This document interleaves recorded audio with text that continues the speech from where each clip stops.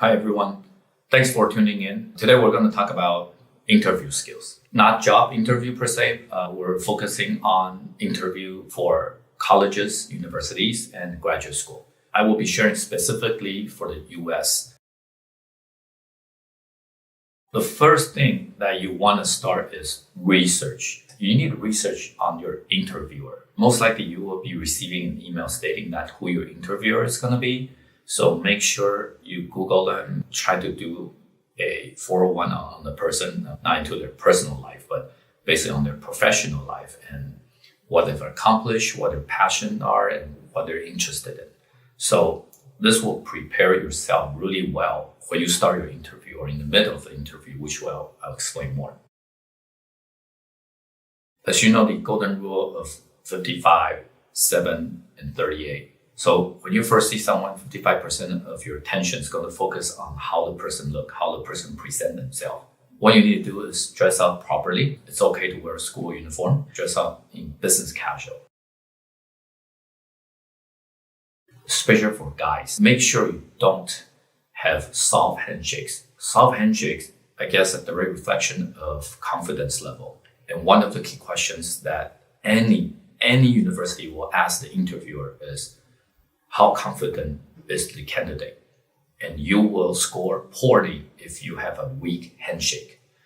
So make sure you practice your handshake, not too hard, not too soft. I would say you will want to be on the harder side, the firmer side, than the weaker side. You handshake maybe just 2 to 3 times and then release. Do not handshake too much. Just keep shaking the person because you're very nervous.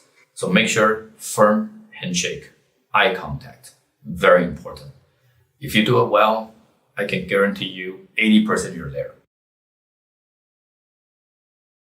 Make sure you don't hold a pen or anything. If you have a resume, hand it to the interviewer. Try not to have anything in your hands. Because if you have anything in your hand during the interview section, you will play with whatever is in your hand. If you don't have anything in your hand, do not play with your hand, right? So make sure you leave it at a comfortable place. You can probably cross it here, below, and put your hand right above your thigh, whatever is comfortable for you. Don't keep looking away. Make sure you just find a point, imaginary point between the middle of on the eye level. Keep looking at the interviewer's focal point. And if an interviewer has some kind of mold or anything on his or her face, don't keep staring at it. I know it's so hard not to stare at something that looks kind of strange. Maybe he or she has a pimple or anything like that. Don't keep staring at it. That's not gonna work. That's not good. Make sure you speak in a comfortable speed. For English speaking, is about 150 words per minute. That means 2.5 words per second. And make sure the interviewer can hear your responses. For US, don't worry about the questions. As a Columbia University undergraduate interviewer, basically we only see your name, your grade, and your grade meaning your class, right? 12th grade. And your school, the school you're attending. That's all. We will not be able to see your essays or anything or your extracurricular activities. We also get to see your intended major, and that's it. Don't worry about sharing the essays, the Common App that you wrote with your interviewers, because that'll be very interesting. For the US universities, it's more of I would say a sanity check. You want to make sure you can speak English fluently and you're confident, you're really interested in the school. Things like that. For these kind of interview, make sure you do research. Again, back to point 1, you research the school really well. For example, at Johns Hopkins, there is a emblem. There's a smaller library that every student know that you do not want to step on that emblem, because if you step over it, you will not graduate. So these kind of stories are very specific. So for example, if you're applying to Johns Hopkins, make sure you try to find who actually went to Hopkins and ask them specific questions. If you haven't visited Johns Hopkins yet, make sure you visit the school. If you cannot, make sure you try to find out or Google, research the school really well, right? Also, don't just focus on the school. Make sure you focus on where the school resides. for Columbia, New York, you also want to talk about New York. Don't just keep talking about how Columbia is really, it's amazing. You love the campus, blah, blah, blah. But make sure you also talk about the city. It's the 4-year experience that you will have at that specific school that you're applying to that actually will matter to you and shape who you will be. Again, towards the end of the interview, the interviewer will ask you, do you have any questions for me?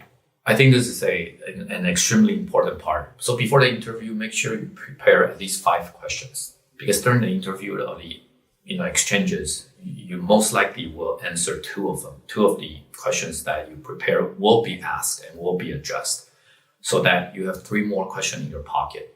Regardless of how good the interview has been going or how beautiful or handsome you are, if you have no question, imagine if I ask you, do you have any questions for me?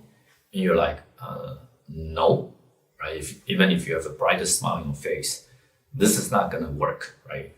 The interviewer is going to feel, so you're not interested in the school at all, or me, or interviewer, right?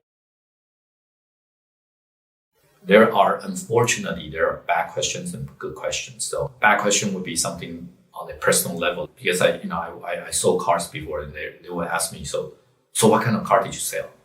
I think that wouldn't be a really good question, or a meaningful question. If you search him and he turned out to be, maybe he just sold like 200 million share of his company or something. Don't ask like, hey, so I know you just sold your shares. How are you enjoying your life, right? So, did you buy a yacht? Don't ask questions like that. Best questions are being able to tie the interviewer's experience with the school and his current or her current situation, and how has the school helped them. If the interviewee were to ask questions such as, you took psychology in Hopkins, and after all these years, how can you relate? How can you, connect what you've learned at Hopkins into the work, or apply to the work that you're doing right now? How has Hopkins shaped you or affected you positively or negatively, in a way? I think that's a great question. So make sure you have a really strong ending. Ask good questions, smart questions. Don't ask any personal questions. All right. Thank you for listening. I hope this is a useful section for you, and feel free to contact us if you were to have any questions. Thanks.